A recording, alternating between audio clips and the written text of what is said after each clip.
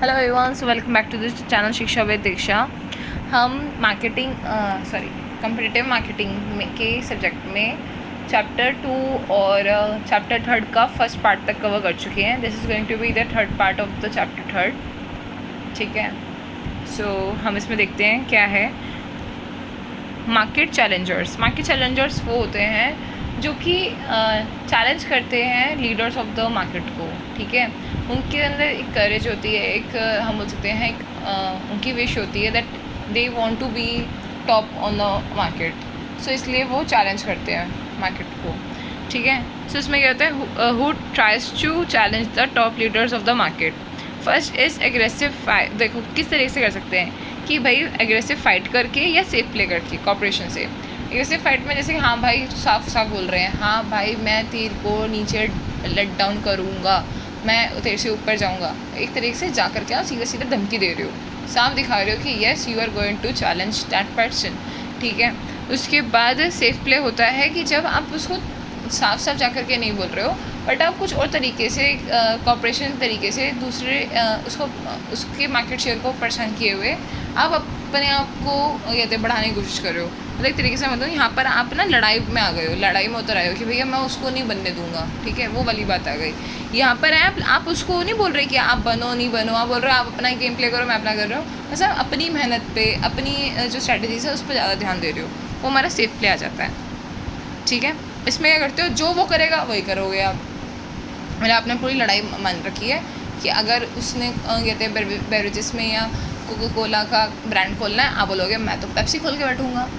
ठीक है, आओ ले लो मज़ा, वो वाली बात, वो हमारा एग्रेसिव फाइट में आ जाएगा। ठीक है, तो इसमें क्या होता है फुल, इसमें भी दो तरीके से हो सकते हैं। फुल फ्रंटल अटैक, आप पूरा पूरा जाके दिखा रहे हो, yes this is my attack. ठीक है, जिसमें आप पूरा पूरा कॉपी कर रहे हो।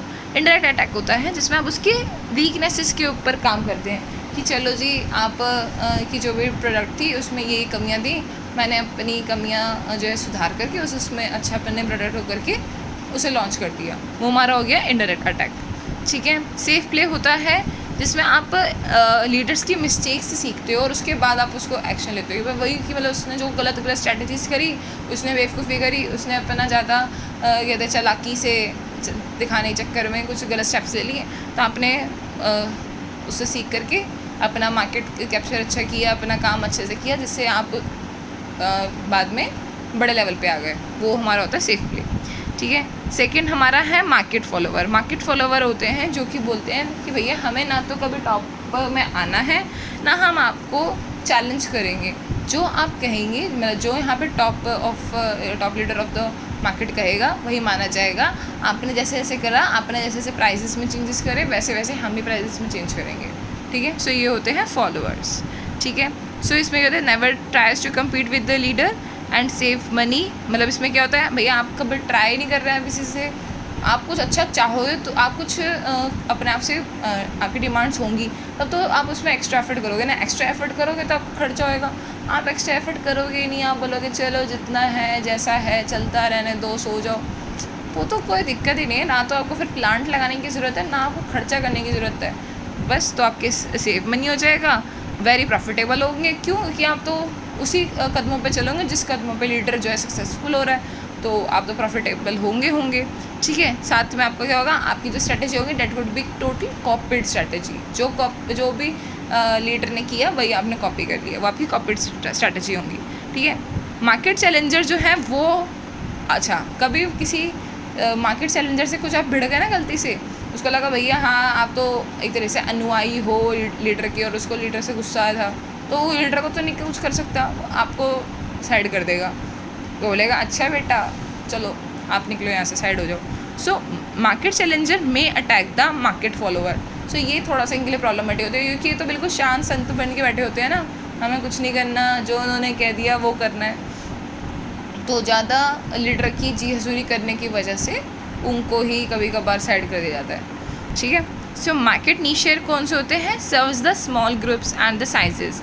ये वो होते हैं जो कि स्मॉल ग्रुप्स और ये जो साइजेस होते हैं उन सब पे ही काम करते हैं। वो बोलते हैं हमें ज़्यादा बड़े तालाब में जाना ही नहीं, हमें समुद्र वगैरह देखने नहीं, हमने तो कुआं ही देखा है, हम कुएं से सेटिस्फाइड हैं। सो ये होते हैं मार्केट नीशर, कि ये स्मॉल ग्रुप से स्टार्ट करते हैं और स्मॉल साइजेस में ही ध्यान रहते हैं, ठीक है।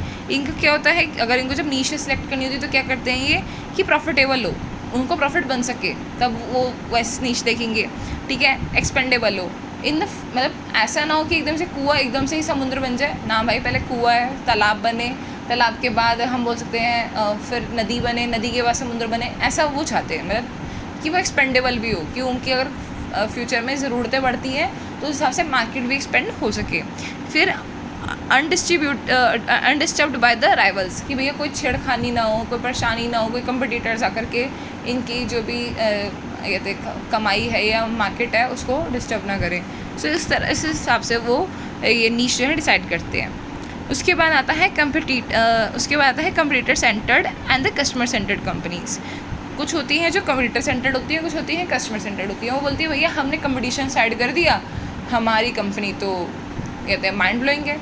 और कोई कहते हैं अगर हमने कस्टमर को खुश कर दिया तो हमारी कंपनी माइंड ब्लोइंग है। दोनों ही अप्रोचेस सही होती हैं, ठीक है। कि अगर आपको कंपटीशन ही नहीं है मार्केट में, सो यू आर द कहते हैं sole owner of the market, तो आप बस जो चाहो वैसा होगा, ठीक है। अगर आपने कस्टमर को पसंद कर, मतलब उसके पसंदीदा हो गए, वो तो मार्केट में आए गिरे कुछ भी आता रहे, अगर आपके कस्टमर्स लॉयल हैं तो आपकी तो कहते हैं चलती रहेगी दुकान।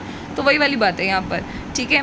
सो यहाँ पे क्या होता है कि objective is to stay ahead in the market, and उसमें क्या होता है objective to serve according to the customers need. अब आइडियल अप्रोच कौन सी होती है, जब मार्केट सेंटर्ड वाली जो अप्रोच होती है। इस मार्केट सेंटर्ड क्या होती है, बोलते हैं दोनों ही चीज़ों को भैया साथ में लेके चलना चाहिए, कि कंपटीटर्स को भी आपको टैकल करना आना चाहिए और साथ में कस्टमर की नीड को भी कैटर करना आना चाहिए। दोनों चीज़ें अगर आपको आती हैं, that would be consider as a market centred approach, and it is the ideal approach, ठीक है। तो इसी के साथ आपका चैप्टर 3 भी खत्म होता है। Congratulations for this, keep supporting, keep learning.